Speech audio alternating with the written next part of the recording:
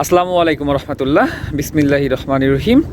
আল্লাহ তাআলা সূরা আল ইমরানের ৪২ নম্বর আয়াতে বলেছেন, আর স্মরণ করো যখন ফেরেশতারা বলল, হে মরিয়ম, নিশ্চয়ই আল্লাহ তোমাকে মনোনীত করেছেন ও পবিত্র করেছেন এবং নির্বাচিত করেছেন তোমাকে বিশ্বজগতের নারীদের ওপর।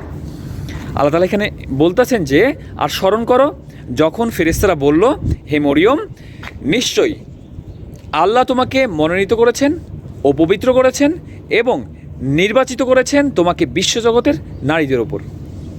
এবং পরের আয়াতে আল্লাহ তাআলা আবার বলতেছেন যে ৪৩ নম্বর আয়াতে বলতেছেন যে হে মরিয়ম, তোমার রবের জন্য আনুগত্য হও আর সিজদা করো এবং রুকুকারীদের সাথে রুকু করো।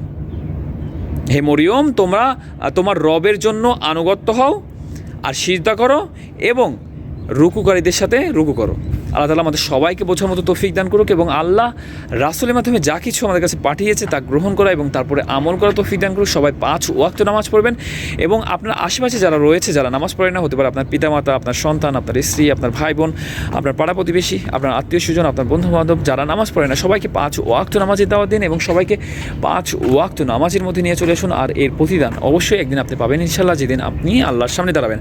আর আমরা সবাই এই পৃথিবীতে আল্লাহর কাছ থেকে আসছি, আবার আল্লাহর কাছেই আমাদের সবাইকে ফিরে যেতে হবে। তো আল্লাহর কাছে ফিরে যাওয়ার প্রিপারেশন নেন, আল্লাহর সামনে দাঁড়ানোর প্রিপারেশন নেন, আল্লাহর সামনে জবাবদিহিতার প্রিপারেশন নেন। সবাই ৫ ওয়াক্ত নামাজ পড়বেন। আল্লাহ হাফেজ।